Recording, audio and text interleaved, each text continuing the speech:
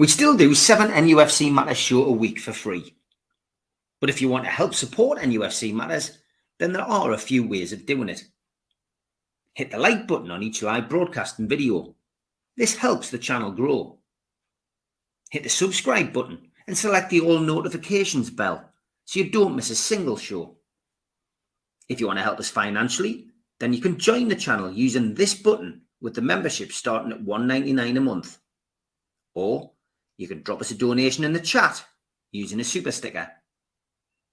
We're also looking for sponsors. If you'd like your brand advertised on the flyers for the show and featured during the ad break, then email John at nufcmatters.com to arrange today.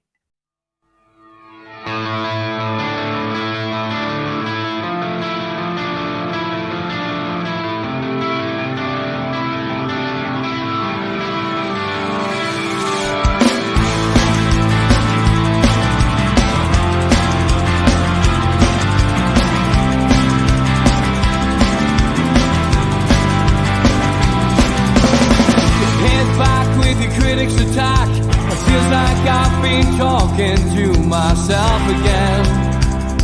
But it's the only way you're ever gonna learn. You look back and it's all in the past. I'm dwelling on the thoughts I cannot say to you. If I don't say the words, then maybe it's not true. And it feels alright when they come and say to you,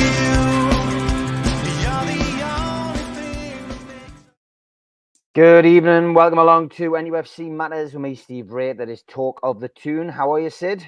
Very good, mate. Very good. Judging by the photograph, in desperate need of a bonnet cut by the looks of it. So, yeah. Songs from the Attic 1977. That's Sid's channel. Give it a subscribe. Lots of great music content on there. And we'll be discussing music later when we bring Rob in. But as always, first half of the show, we talk about what's going on at Newcastle. Quite an interesting 7 days. Talk transfers first. Not a great deal going in or out, but we look as if we're finally going to get a couple out of the door. Potentially could be done, by the time the show goes on air on Wednesday night. But Ryan Fraser looks like he's going to complete his move to Southampton. He's obviously been on loan there. He's had a successful loan period. The 30-year-old Scottish international, former Scottish international, he's in the final year of his contract, of course, at St James's Park. He's played 44 times. He scored 8 goals last season in the league and cup. And, of course, Southampton won the championship playoff final. So, finally, it looks as if we're going to get Ryan Fraser off the books. And Isaac Hayden.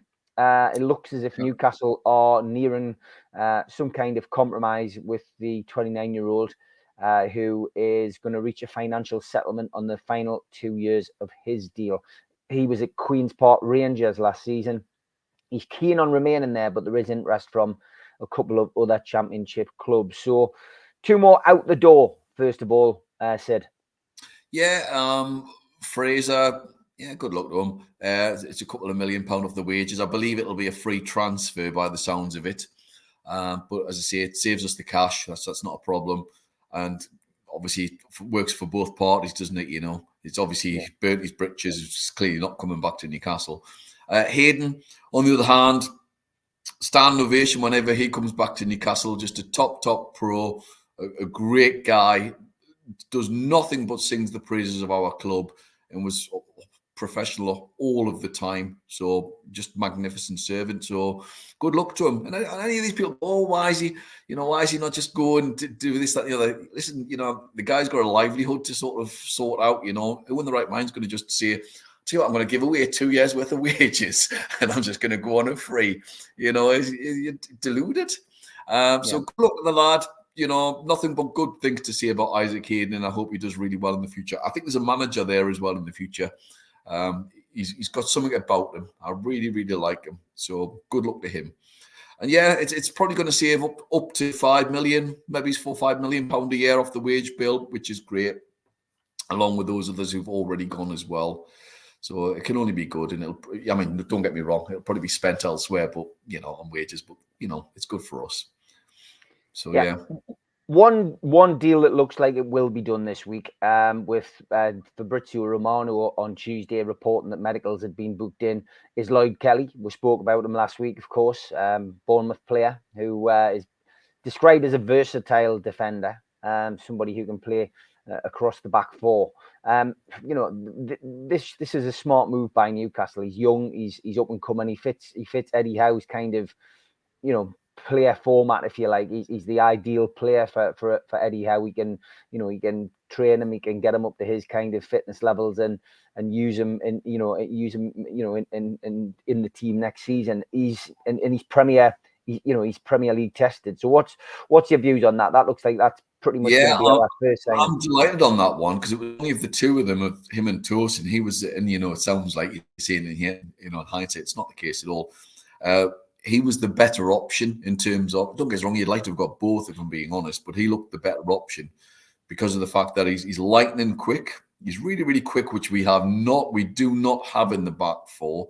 We've got two full backs who are pacey, but not lightning, but they're quick. And we've got two centre halves who are slow. So we need that in the middle. And I thought he was more of a left back, but apparently he's more of a left-sided centre half. And I was listening to the docu, the little thing that they put on YouTube. You can go and watch it. It's magnificent. Got the Bournemouth fans talking about him, analysing his career. And they've got nothing but positives to say about him. And they predict him to be an England footballer. So it's all good. It's all good. Yes, he's had injury issues, but it looks really positive. And of course, Howe bought him for Bournemouth. So he knows all about him. He did purchase him at the time. So he looks a terrific player. And he's the captain before as well, which is really important because it really does look like we might be losing a captain. We've got a captain missing off the field as well through injury with Lascelles. And the more captains, the better the team, clearly in terms of leadership. So that can't do us any harm whatsoever. So yeah, looking forward to that. He should be good. Yeah, I mean, that brings up an interesting question, doesn't it? If we do lose Trippier, and Lascelles is obviously out for that first few months of the season, Dan Burn, would you say he was probably your next in line to be captain of the team? Yes, if he plays every game, because remember he's going to be playing the same position as Lloyd Kelly. So that's the issue. Will he play every game? Possibly. Don't get me wrong. I thought Dan Burn was excellent the second half of the season when they played him in his proper position, because he's not a left back. Let's be honest. The minute he switched, he was superb. He was absolutely superb. And if you go watch the shows, I criticised him as a left back. I'm open, hands up to say so, and I don't think that's his position. But the minute he went to left back, he looked so much better.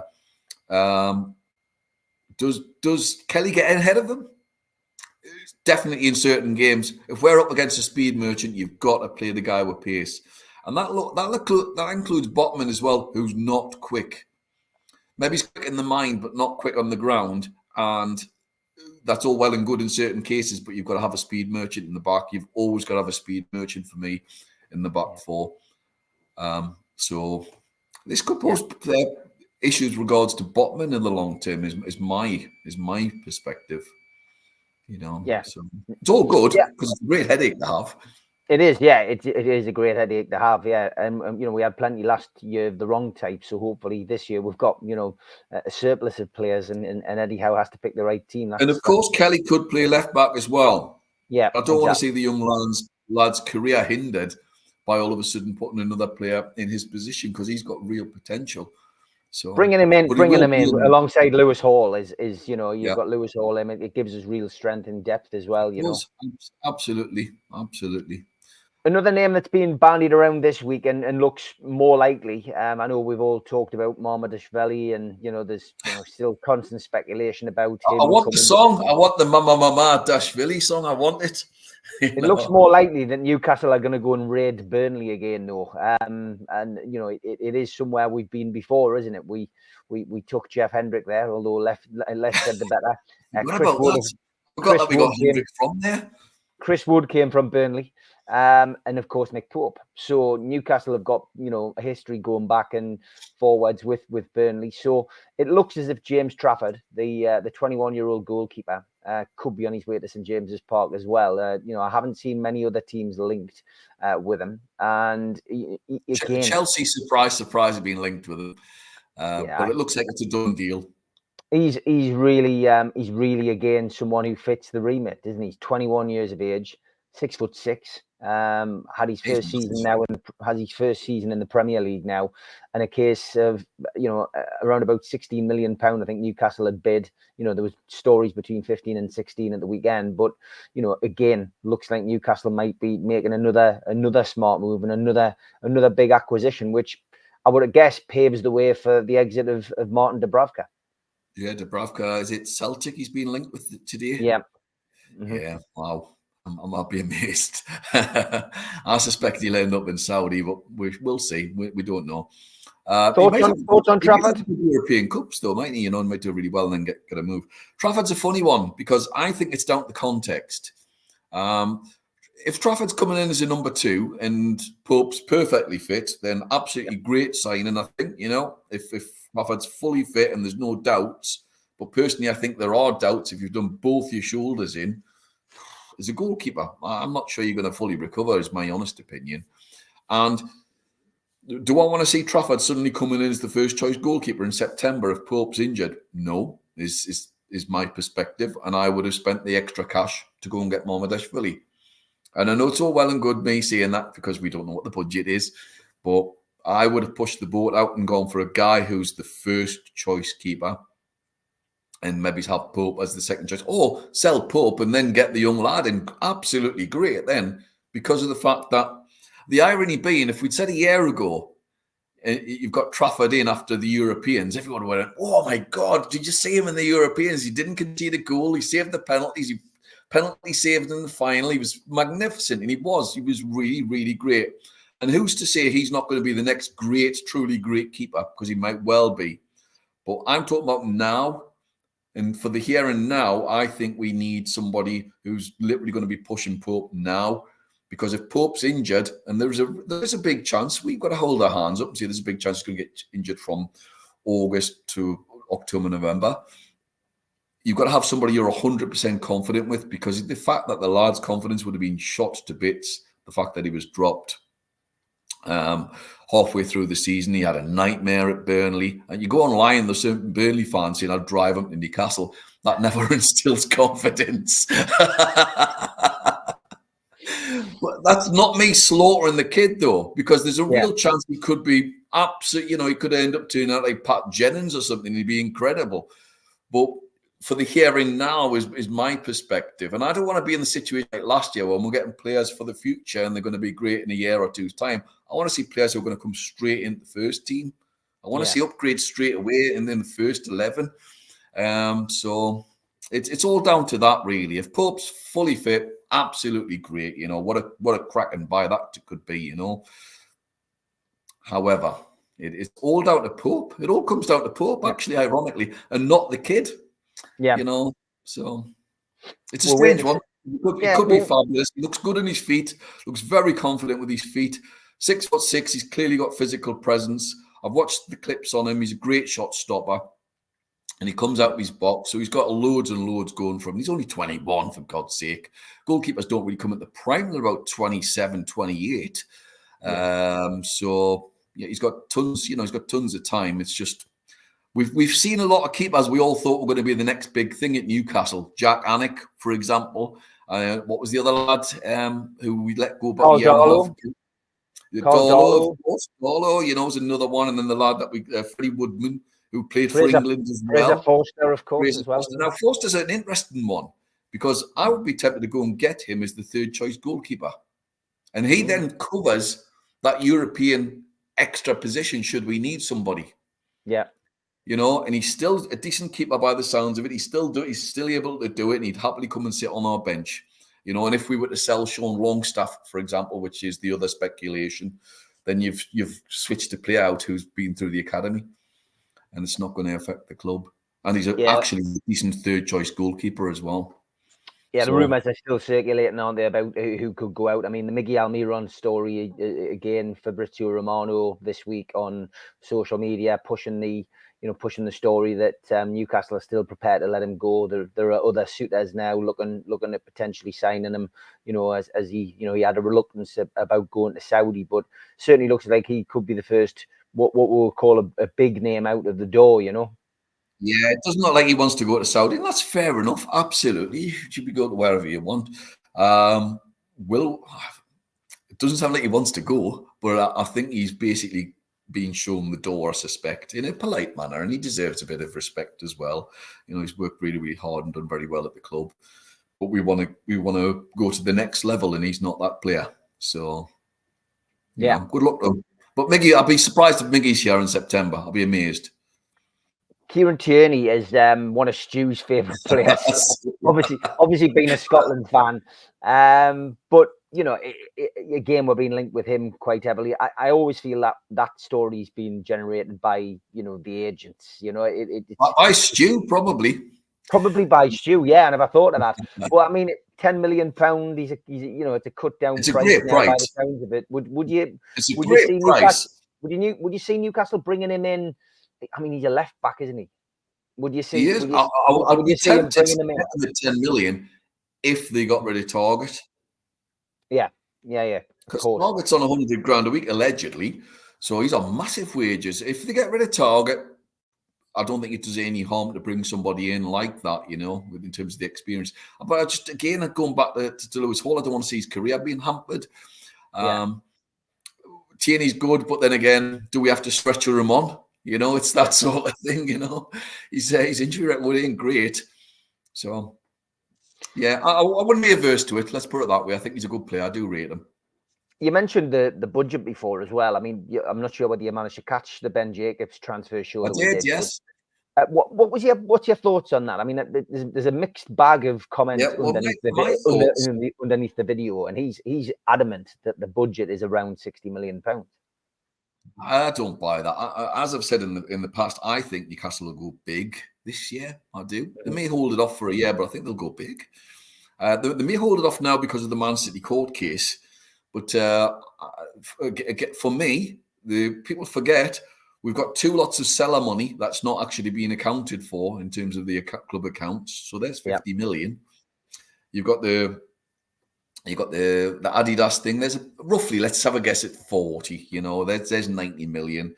You've got the sleeve, whatever that works out at 7, and then you've got the Amazon documentary. Amazon documentary 10. I don't know if it all accounts for this year though, because you've got the Champions League money as well. There's another 35 million, and then you've got your TV revenue. So and then if you add sales, and we'll get money. I think Wilson will go. We'll get money for Wilson. I would hazard a guess up to 15 million.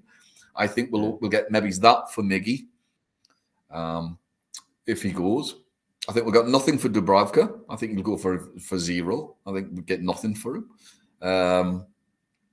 Longstaff, that's an interesting one because I'm not sure whether he'll go or not. I don't think Howe will allow him to go. If we did, it would be 15 million, say maybe he's 20 even, but he deserves 20. But anyway, being conservative, that would still make us well over 200 million pounds to spend. Yeah. You know? So I think there's definitely wiggle room, I think is the phrase. There's quite a bit of cash to play with, I suspect. But Newcastle aren't going to show the hand. They'd be mental to show the hand, wouldn't they? You know, of course, just plead poverty all the time and then suddenly splash it out on a big player at some point. You know, I would agree. I would agree. I think that's, you know, I think Newcastle have just kept their powder dry, and you know, I almost feel that Eddie Howe's been playing down that budget for the last 5 months on at press conferences, and constantly mentioning FFP and. We have to do our business, in a different type of way. And, it's all been very driven towards that all the way through, the last 5 months of the season. And I just genuinely think that Newcastle will have money to spend. I'm not sure, Stu seems to think 200 million. He thinks Newcastle will spend that. That's where I get it at, So that's with some player sales. But maybe it's a bit more. Yeah. So why not? Absolutely, why not? It's about getting the right players. The sickener at the moment is seeing. I mean, I mentioned last week my number one target, Michael Olise, has gone to Chelsea by the looks of it. It looks like it's almost sort of that sticks in my craw. There's Chelsea, who've somehow sold a hotel to themselves, apparently. You know, I've been thinking it's allegedly, is it? It's not even Allegedly, yeah. allegedly, I believe. Allegedly. Allegedly. How does that work? And then all of a sudden, you know, they've got from financial trouble to being all right, and there's allegedly scrimping and saving. I just don't see it. It's fascinating because obviously everyone knows that we need the right winger, we need another right centre half. We might need another goalkeeper, and it depends on what happens to Sean Longstaff whether we get another midfielder. Because I think that there are some big seasons coming up for a number of players. Willock, I think, is a massive season for Joe Willock because if it's an average season, I think he's gone. I think it has to be a big season. And what people forget, he was superb the season before. Right at the end, before the injury, he was literally on the edge of the England team, wasn't he? He was literally on the point of getting a call up by the sounds of it, and then he got injured. It's a big season for Elliot Anderson, my sort of being a big sort of fanboy there, you know, bigging him up as a local lad from my area. And I think there's 2 or 3 of them have got big seasons, because if they don't have big seasons, I think they'd be gone. The Longstaff one's interesting because I don't think he'll go. I know you keep saying, you know, it could happen, but I think the 3 it'll be Trippier, Wilson, and Almiron. You know, and if they can get money for those 3, I don't think you'll need to sell that. And listening to Eddie Howe, he has so much faith in Longstaff. He's almost one of his blue chip brigade, isn't he? So it will be interesting. But how much game time is he going to get with Tonali there? So you could be right. You know what I mean? It could be a case of, you know, he's not going to play on a regular basis, and he might want to find a new club. But I don't know. It's a strange one. We don't know the half of what's going to happen. I think that's the intriguing thing about this particular window, you know. Yeah, we genuinely don't know. We don't know what's going to happen with regards to him. It's a real strange one. I mean, Longstaff's a strange one. He's a good squad player. Do I want to see him every week? No. Would I be all right with keeping him? Probably. Yeah, probably would. But if you can get a good wage from him, sell him. I think it's deeply disrespectful, all these people who've been made various comments with regards to him on sort of various platforms. You know, he's been a decent servant. I get shocked by... I was genuinely shocked seeing him bowling really, really fast the other week up in Tynemouth, having had a so-called ankle injury. And as I said to you last week... Good wicket. He got 4 wickets. Yeah. Having bowled as a speed bowler and myself in the past, the amount of pressure you put on your legs and your ankles in particular... That doesn't add up to me at all. People used to do this all the time, though. In the close season, you had certain footballers who played cricket. I mean, like in the 50s and 60s, didn't they? So I doubt there's any. You know. Well, Gary Lineker did famously. Did he? Yeah, Gary Lineker famously did, and he injured himself, and Terry Venables went mental. And Venables told him he wasn't allowed to do it anymore. And he goes, "Listen, boss, I'll just spin and bat." And Venables went, "All right then." And so he just went spinning and batting rather than fast bowling. Absolutely brilliant. Last thing on transfers, Yankuba Minte is another interesting one this summer, isn't it? Because the kid's had a great season. And obviously Slot's arrival at Liverpool is posing an interesting question. Will Newcastle cash in on the youngster without even him, you know, playing in a black and white shirt, you know, in a competitive match, and talk of a fee of around about 40 million? I mean, is that something you would like to see? You know, is that one of those kind of transfers? Is that one of those transfers that you think, wow, great business? Or is it one of those you think, well, no, we should be keeping a hold of him if he's that good? I think you've got to see him play, don't you? You know, and Howe's got to see him play before you decide to sell him. But then the club will know what the score is with regards to him. He's playing in let's be honest, he's not in a very good league, but he has played Champions League. The Dutch league's not great. It's probably no better than the Scottish Premiership, which I would suggest is lower than the Championship. But it would be nice to see him play a couple of pre-season friendlies and let Howe make his mind up. And if he thinks he's got the raw tools to become a top player, then let's keep him. And if he's got the tools to become a really, you know, highly valued player, then keep him. But I mean, I saw links to Dortmund on loan. Well, I think that's fabulous. Let the lad go out on loan to Dortmund for a year if we decide not to keep him straight away. And that's away. Their system is brilliant in terms of the amount of young players that they've brought through over the years. That's a fabulous place to go. And Leipzig was another one, and also a place with a great track record of bringing young players through. So I have no qualms with that. Ideally, I would keep them. I think you've got to really, build, create this ethos of young players. And also, if we want to build a system of getting young players from abroad, we've got to show that we as a team are prepared to at some point get them into that first team and give them the opportunity and show that there is a pathway. And therefore, clubs from abroad and young kids from abroad will come to play for Newcastle because they know there's a pathway. If they think, well, you're just going to sell them straight away, the minute that something happens, then that's not really going to sort of endear you to the young lads. I think that's the other perspective to look at as well. So yeah, no, I would agree. I would keep him. I would keep him. I think he's, I think he's a potential there. He's lightning and pace kills. So scored another goal for Gambia as well. In the last couple of days, scored. Mind you, did you see he's ex-goal? Yeah, that was quality, wasn't he? Oh my Absolute God, quality. He legged the guy, flicked it to the side, and oh my, what a goal that was! It was, and then it bent it. Oh, incredible! Oh, we are so lucky to have a player of that technical ability. It's incredible, marvelous. Absolutely sublime. It's the best way to describe him. Great stuff, mate. Okay, well that wraps the transfers up. We will have, as always, a quick break for the ads, and then we will bring in Rob. A big thanks to all our sponsors, Skips and Bins, telephone 0800 25 45 25 3, email inquiries at skipsandbins.com, website skipsandbins.com, easy contract free and pay-as-you-go waste collection. Thanks to Mr. Vicky's Sauces, handmade in Cumbria, their website mrvickies.co.uk, telephone 01768 210 102, or email info@mrvickies.co.uk. Thanks to United Group Travel. There are no strangers on our tours, just friends you haven't met yet. Their website, unitedgrouptravel.com, email beverly.ugtl@gmail.com, telephone 01670 632 460, or mobile 0791 666 4174. Thanks to Media Arts for the technical side of things. And you can also find us as a podcast on iTunes, Spotify, or other podcast providers.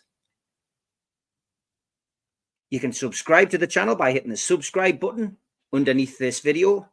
Hit the all notifications bell so you don't miss a show. Hit the thumb up to like the channel and click share to share to your social media. If you want to join the channel, then click join for as little as $1.99 a month. If you want to become a member, for a one-off £25 payment, email john@nufcmatters.com or go to membership at the website nufcmatters.com. If you've got a smartphone, hold your camera over the QR code and it'll take you straight there. We also help the food bank on this channel. Go to nufcfansfoodbank.co.uk to the matchday bucket and you can leave a virtual donation today.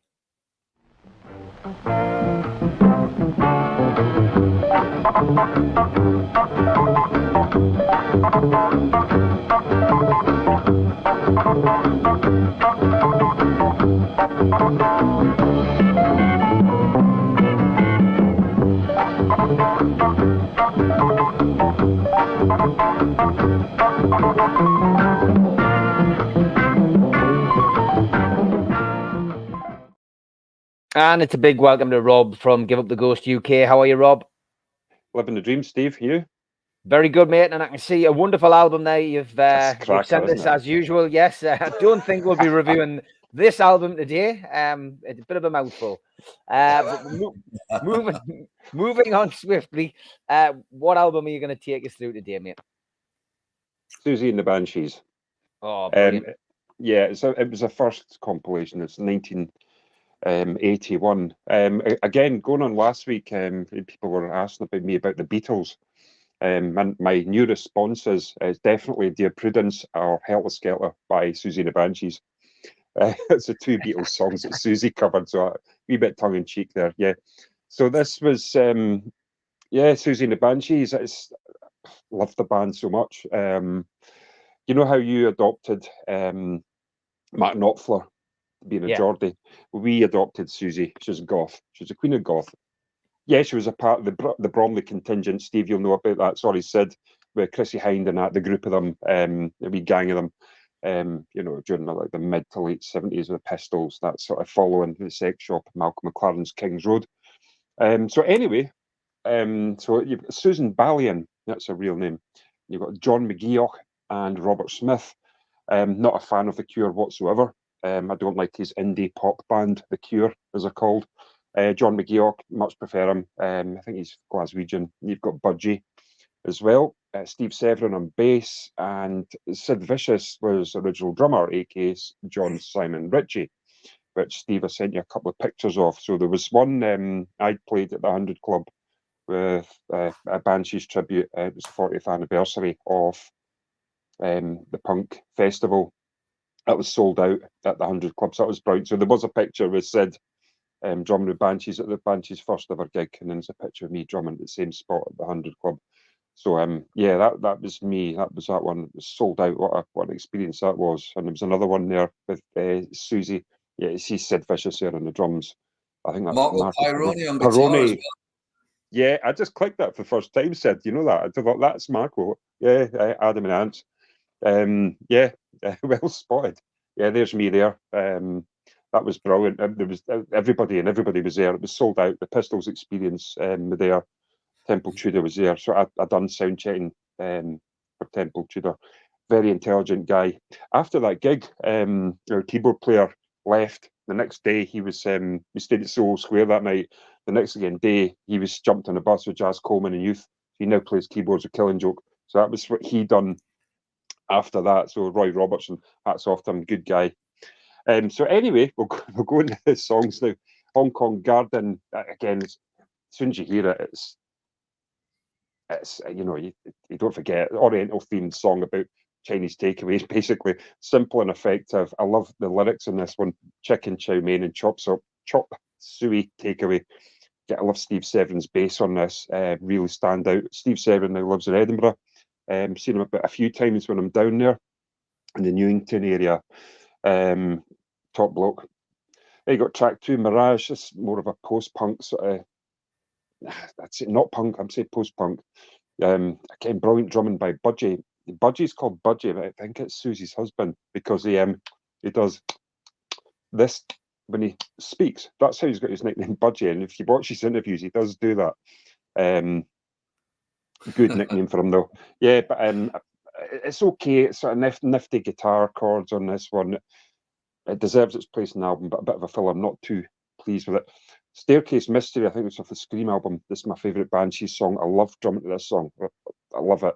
It's sort of like a dark waltz feel. Bass and the drums hold us together absolutely sublimely. Love the off-key vocals, the change of direction after the first verse. To me, this lets us hear Susie's controlled vocals the first time for me. Solid drumming, very punchy. And I 100% love drumming to this song. But it's strange now because if you said to me now, can you go and just like, we've got rehearsals tonight, and the guys will say, can you drum to that? It's like, I'd have to listen to it again. It's that thing. It's weird. But you're becoming so involved in it, and you just forget. You're learning new songs all the time. It's strange how much it's taken for granted, the work that goes into being a musician. Got Playground Twist, sort of horror film feel to this one. Really sort of like creepy chimes, erratic bass and drumming. Song that was dedicated to MI6. It's sort of got a desperate feel, urgent, sort of pushy feel about it, angst again. 100% definitely been influenced by Budgie and my drumming journey. Nice saxophone part on the middle 8 section as well. But going back to the drumming side, it was a natural thing for me after sort of liking Squeeze XTC, but I've not got the best drummers in the world, but Budgie, floor toms to the hi-hat, the tribal drumming, same with the Creatures, it's just tribal. Same with Adam and Ants, absolutely superb, absolutely bang on. It just gives it a beautiful, fills out the whole room, lifts the whole band, gives a different dynamic, love it. definitely influenced by Budgie. Then you've got Love in the Void. Solid, straightforward. This is a punk one, or is it a goth one? Make your own decisions. But I first saw this on, I think it was a program called Something Else. It was the first time I'd seen it. I think it was on YouTube, sort of TV program. 100%. Definitely prefer John McGeoch's guitar style.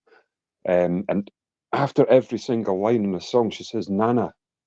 Nana. I don't know why. It's a bit strange. But every sentence of every line on that song, that's what she says. And then you've got Happy House, high school disco song for me. I do remember getting up to this one. Classic opening, single guitar note, rim shot drumming, bass runs, brilliant tom work on this one, very tribal once again. The song was used on the film Last Night in Soho movie. I've not seen it. Definitely a timeless classic for me, 100%. Just takes me back to school. But Christine, again, the lyrics. Now she's in purple, now she's a turtle.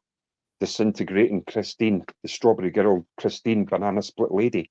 Come on, Wordsworth, it's a brilliant song. Really, really like the keyboards to this, but I love the lyrics to it. Absolutely brilliant song. That was the last song I played when I played the 100 Club.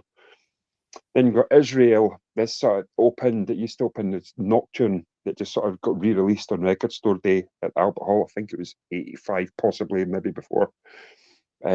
Just the tambourine, the bass drum going, and Severin's bass runs. It's just just going. You just see the crowd lifting, just a sea of black everywhere. It's brilliant, black, fun atmosphere. Nice texture and guitar on this. Beautiful haunting masterpiece for me. Again, Budgie's accents. He'll do something on the floor tom, hit his snare with his left hand, go on his hi-hat. His hat's just randomly, and you'll pick it up when you listen to it, and you listen to it live. It's one of those things. It's like, how does he do that? And I learned it. It's very difficult.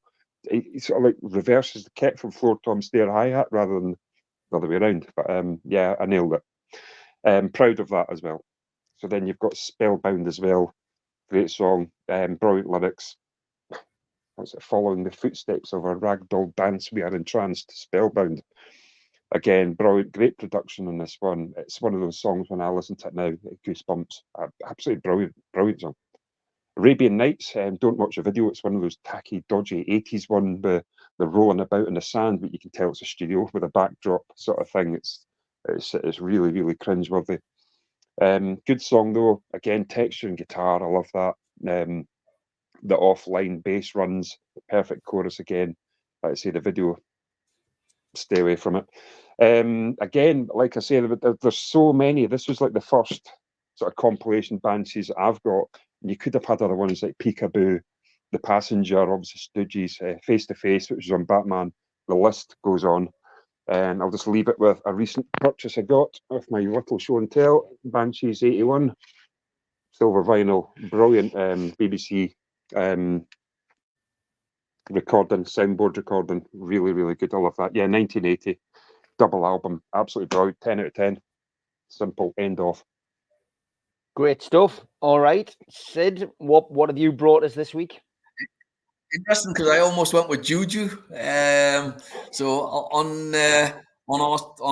we've done a couple of Banshee shows, on them, in terms of the albums rankings in the top 10 songs. Yeah, I just absolutely love them. He's one of the greatest drummers ever, and John McGeoch is just an incredible player, and Johnny Marr's favourite guitarist, I believe, certainly one of them. And you can certainly hear it on songs like Spellbound. Anyway, I've gone something similar, so I've gone for Buzzcocks today, and I've gone for Going Steady. So I was going to pick the third album, but I've decided to go with Going Steady because it's always a great one for people who have never really heard them or apart from ever fallen in love. It's a great album. It's a great sort of introduction album, which is exactly what it was supposed to be because it was the first album released in America, and it's an introduction album based on their first 8 singles and their 8 B-sides. And I use the word B-side with the loosest possible term because in those days, a lot of the great punky bands wrote great B-sides and often double A-sides. I mean, Buzzcocks, Undertones were another great band who did great B-sides and double A's. And Stiff Little Fingers being the other one that always jumps out. It's just superb, sublime album. I mean, it's some great songs. Orgasmatic is just fantastic to kick off the album. It doesn't actually have Spiral Scratch on, by the way, so it's the first 8 songs after Spiral Scratch, which was with Howard Devoto after he left. So it's basically Orgasmatic, which we used to play in one of the bars in the town. We used to get strange looks in offshores by the quayside because the opening line, of course, is, well, you tried it out for once, found it all right for kicks, but now you find out that it's a habit that sticks. You're an orgasm addict. It's just brilliant. There's some just great punk pop songs on, and that's what they are. They're just perfect power pop. You've got stuff like What Do I Get? Love You More. I mean, Love You More is 1 minute 47. I mean, that's just crazy. It's perfect. Ever Fallen in Love, of course, is a great pop song. My favourite's Everybody's Happy Nowadays, which is taken from the title's taken from the dystopian novel Brave New World, and it's just fantastic, really heavy guitars, great pounding drums, and it just with a stop-start sort of staccato feel. It's just an incredible song. And then the B-sides are brilliant. You know, you've got I'll try. Am I allowed to swear, Steve, or not? You can, mate. You can. Yeah, you've got "Oh Shit" is one of the songs, which is great live. I have to say, when they finish a gig with it live, it's just amazing. It's hilarious. They've got "Lipstick," which was originally written by Shelley and Devoto, which also, of course, was then slightly readjusted and became shot by both sides by Magazine. It's the same tune. It's actually the same tune, which is odd. Why Can't I Touch It and Something's Gone Wrong Again is magnificent. You've got that Can sort of drum feel. John Marr on drums. Johnny Marr out of the Smiths actually had to change the spelling of his surname because of John Marr out of Buzzcocks. He didn't want to have the same spelling, so he changed the spelling. It's actually the same in real life. John Marr, one of the great drummers as well from the era. Some of the stuff on some of the albums is incredible drumming. What a player he was. If you get the bonus version, you've got other stuff as well. What Do You Know is a great pop song. Or Everything was clearly influenced Prince in terms of Raspberry Beret. It's almost very, very similar sort of song. What a great album. Give it a go. It's just sheer pop perfection. Book-wise, it is. Yep. It's absolutely top drawer. Book-wise, I've just gone with the Molly is actually really called Louis Shelley, which was weird. His real name was Peter Nish. It's a good read. It's interesting. It fawns a little bit too much at times, I thought. Certainly towards the end, I thought it was a little bit too much. But this is based on lost tapes that he did. He was going to do an autobiography, ironically, before he died. They found the tapes and they've put the book together. I was a great fan of them. I've seen them about at least 12 times. I mean, it's one of the gigs ridiculously in the town. I was about 2 foot away from them. I could have literally just gone on and give them a drink. Yeah, I saw them about four times as well, Sid. I think I went to the first place I saw them was the Riverside, which was brilliant. Yeah. I remember being the Riverside gig once. Were you at the Riverside gig when they had loads of old TVs on the screen and it was hardcore pornography on in the background? Yeah, I was. It was they had the drummer of the Smiths on drums for them at the time. Mike Joyce, and there was basically a Mick take out of U2's Zooropa tour, and it was hardcore pornography on the background, playing along to the tracks that fitted superbly. They're one of the great bands I've seen. The best time I've seen them was probably the original Comeback gig in '89. Was brilliant with the classic lineup, and then I saw the classic lineup in 2013. And it was a weird gig because it was called Back to Front. So you start off with the current band supporting them, or what was the current band. And then the classic lineup came on and they were brilliant for an hour and a half. And then for the last 4 songs, Howard Devoto got up and sang Spiral Scratch. What a great gig that was at Brixton Academy. Fantastic, that like. But yeah. My claim to fame, friends of mine. And my thing that I've got, I don't know if you can sit there. I've got, Ever Fallen in Love signed, and I've got Everybody's Happy. Yeah, there you go. So, and Everybody's Happy Nowadays signed. So that's my little bit of memorabilia. Yes, my claim to fame, Friends of Mine Festival. The Long Sands played on the same stage as the Buzzcocks. We were backstage for all of the gig. Oh, very nice. Excellent. And there's me and Trevor with a few of the lads. And recognise the drummer? Who was the drummer? It's Zach Starkey, isn't it? It is. Correct. Yeah. Zach Starkey, Ringo's Yeah. son. So unbelievable that. Great to be on the side of the stage to see the lads. Do you know what I mean? Zach Absolutely Starkey's some drummer as well, isn't he? Yeah. Well, that's a Yeah, cracking he's photograph. That very impressive. Yeah, one of my favourites. Well, Rob, thanks as always, mate, for coming on. Look forward to your choice. As always, if anyone's got any suggestions for Rob for an album review, he's always up for listening to new music. He's got a load there behind him, of course, but he likes to listen to something different. So if you've got a challenge for him, stick it in the comments below the video and get in touch with Rob. And any news on the band, Rob? Anything coming up? You're rehearsing tonight? Yeah, I've got another 2 gigs booked next month. Got 3 rehearsals for the new one, so we're putting in 3 new songs we're trying out tonight. So we've got, we're just going to mix it up again. So back to 3-hour slots again. So it's exhausting, but all good. So that's tonight. So I'll keep you in the loop. But all good. Give Up the Ghost UK. Give them a follow on Facebook. Thanks very much, Rob. See you Thanks, next week, guys. Take care, Rob. Look after yourself.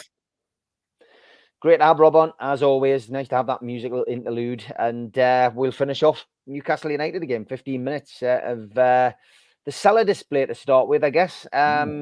Wonderful, that. And, I think a lot of us were scratching our head as to what on earth they were doing. And was it going to be like the drone display they did above St. James's Park, which in itself was fascinating. But this just went above and beyond, didn't it? Newcastle, of course, released it now on their official YouTube channel if you haven't seen it already. But what an amazing display that was. Yeah, it was absolutely sublime, wasn't it? Again, it's about 9-10 minutes long, something along those lines. And they played it twice as well, which is great. I just thought it was very impressive, the whole historical context. I thought it was nice to see some of the historical players on, but not all of them, of course. But some of the key players on in the past, in Jackie Milburn and Shearer and players beforehand. I thought it was great. Keegan, of course, came on.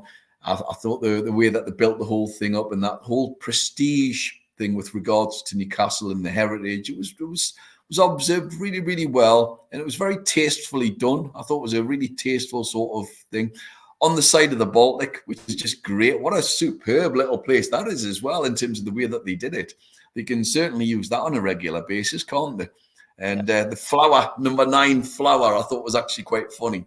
I thought that was quite impressive. And people were, as you see on Twitter, people going, who's flower? Who's that? But really, really impressive. Really well done. Take me hat off to Salah. They're just clearly masters of that sort of display. It was just very, very tastefully done and really well put together. Great editing as well. So well done to whoever put that together. Just top stuff. Top stuff. Yeah, So, fantastic, yeah, fantastic stuff. The Euros are starting as well. Gareth Southgate has basically said if he doesn't win the Euros, he's going to have to consider his position this week. Obviously, went out of the went out to Germany on the crest of a slump with a defeat. Of course, Magnus, who does the Wednesday night show, Geordie's here, Geordie's there, was obviously delighted as our resident Icelandic Newcastle fan. But yeah, I mean, I guess the flip side of it is you'd rather lose your friendlies rather than the first game. Yeah, I don't think it matters if I'm being perfectly honest. Who cares? It's, as I say, it's what they do in the tournament. And for the first time ever, I'll take my hat off to Southgate and picking a really good squad. He's gone on form. He's done what he's always promised he would do, and he never has done. And for the first time, he's gone on form. And so we don't have the likes of Henderson. We don't have Phillips. We don't have Rashford. We don't have Maguire. We've gone with players who are generally on form. Obviously everyone's going to have the odd gripe, and I was bigging up Jack, what's his name, Grealish, and he didn't pick him. But that's fair enough. Absolutely fair enough. I can more than live with that. It's going to be fascinating how he starts the 11. I would like to see Gordon and Palmer as the 2 starters on the wings. I mean, Saka's a terrific player, don't get me wrong, but at the minute, Palmer's even in greater form than Saka, so I would start him on the right. And obviously, Harry Kane, he's levels above any other striker that we've got. He has to start. And the real fascinating position is, does Phil Foden start? For me, he would. And for me, he would play anywhere he wants. I would have Rice, Holding, I would probably, I'm not sure I would probably go with the kid from Crystal Palace, actually, as the other holding player. And I would let Foden go anywhere he wants. Obviously, you've got to have Bell. All that said, go Mark, because you've got to have Bellingham. Jim is in there as well, of course. So it's just trying to get the balance right. It's really, really trying to get the balance right and sort of working out who's definitely going to be starting. So I don't know. The defense is the weakest part of the team. That's the other concern. So does he therefore go 3 at the back and try and outscore the other opposition, or does he try and go and shore it up a little bit and go 4 at the back? We'll find out soon. I think we'll find out very, very soon. So yeah, I'm confident, I agree. I think they'll win. Yeah, I don't know. I mean, I don't know. I think the problem is, and you've already nailed it. It's Southgate's inability to make decisions on those key players, and I think, you know, with the likes of Bellingham and Foden supporting Harry Kane, this should really be easy work for England. Oh, this and people have harped on about the so-called golden generation thing. I hate that phrase. It stinks. Because you could harp on about the 1980s when they had a great, I mean, the late 80s, and then you could talk about the early 80s and the late 70s. They're great players. They've always had a golden generation at some point. It's just down to the manager. It really is down to the manager. If England don't win it, it's all on him. I do think they'll win it. I really do think I do think they'll actually sort of get over the line for once. He cost them the last Euros by not being brave enough against Italy in the final when they were 1-0 up. I suspect he won't make the same mistake again, because we don't have the team to hold out for a 1-0. You just got to go out and try and just destroy them. You know, just go for it. Try and win 2 or 3-0. Yeah. And we've got the players to do it. We've got the, and I agree with Alan Shearer on this front. We've got the best front 6 in the world, not just in Europe, in the world. We've got the best front 6. So use it. You know, we've got pace. We've got absolute skill and ability in Foden and Bellingham. I mean, those 2 lads are magnificent. They would get into any team in the world. Any team in the world. When was the last time we could say we could have 2 midfielders who get into any team in the world? I can't remember. You know, we've got a centre forward who would get into any team in the world. You know, we've got 4 or 5 genuinely world-class footballers. I expect us to win it. I think the France are obviously an issue, and I would argue that Spain might be the other issue. After that, I don't see any other problems. I really don't. And I expect England should go in and win. And ironically, I think England's hardest game is the first one. I think that's the hardest game. To start off with, up against Mitrovic and all the rest of it. They're a pretty decent team, actually. Yeah. So I think that's the hardest game. It's not the best one to start off with. I'd rather have had Denmark. But yeah, they'll qualify, and then let's see where they go in the knockout stages. If he doesn't win, he's sacked, you know, or he'll walk, and rightly so. So the first Adidas kit was released as well on Friday, and you know, mixed opinions. I guess there's always going to be mixed opinions on top. Some people don't like the V-neck. Some people don't like the back of the shirt. But overall, it seemed to be a positive response. And you know, the other stuff that was released it's great. It's just great to have Adidas back for me. But yeah, what was your thoughts on what you saw on Friday? Fabulous. Yeah, I'm going to go and get one of the training tops this week. I like that maroony cut. I'll use the word maroon rather than red. I love it. Absolutely love it. I thought it was fabulous. So I'm going to go and get that. I'm not really one for buying like sort of strips. I've got a couple, as I say. I've got a few of the old ones from what I got in the 90s and that, you know, and in the 80s. But yeah, I don't think I'll go and buy any of the new strips, but I will go and buy the training gear. Unless they bring out some of the retro tops, which they might well do. Probably will do. And then see what else the other thing is, you know, like trainers and various other things. And yeah, it's absolutely superb. Great to see the queues. Great to see the management come out as well and sort of talk to the general public, which is quite rightly so. And it's nothing but good publicity. I thought what was quite amusing today was the assertion that we were category 1 in terms of Adidas today, and then was it Aston Villa weren't, and they were given some sort of slightly less status. They're not quite category 1, but they're pretty high. I think was almost to paraphrase. I did chuckle a little bit at that. But yeah, no, Adidas absolutely great. they're going to do really, really well out of it. I mean, as I messaged you the other day, I got told that they'd sold out in one place in terms of shirts already. And then there's obviously, but what, it was great. They're stocked up within a few hours. That's exactly what we want to hear. We don't want to hear any of this rubbish of you'll get them in 6 months' time. Yeah. They're just clearly, they are the pinnacle in terms of the brand. They are top draw. So brilliant to have them back. And interesting times ahead, especially with the new ideas of sponsorship. We're clearly going to get our other sponsors in as well with regards to training gear and all the rest of it. So looking forward to all of that in Adidas to be long-term partners again. And last but by no means least, the membership, the new membership. You're being asked to register for the membership, and looks like there may be some kind of new activity with NUFC TV as well. How does it work if you're a season ticket holder? Do you have to register for that or not? I think it's a separate thing. Yeah, I think once upon a time, I think it came with your season ticket, didn't it? Your membership. You were a member, but I'm not sure is the answer, and I guess all will be revealed in due course. I've registered for the membership. Registered the interest with my email. So I'll as soon as we get some kind of notification, I'll let you know. But it's right. I'll have to go and have a look through my emails because I don't remember seeing it. It'll be there somewhere. If you go onto the website, look for membership. You just need to just go. You can register your email. I mean, if you register your interest, and then you'll obviously get an email about it. But it'll be interesting to see what they do, because obviously last year's is now finished. It's done with. There was some people were very happy with the membership, other people weren't. Some people saying there should be a limit on it. So I guess all will be revealed in due course. But the TV channel, people are suggesting that you may have to pay for it. But I mean, I guess again it's a way of making revenue, and if it's not too expensive, I think a lot of people would probably pay for it as well.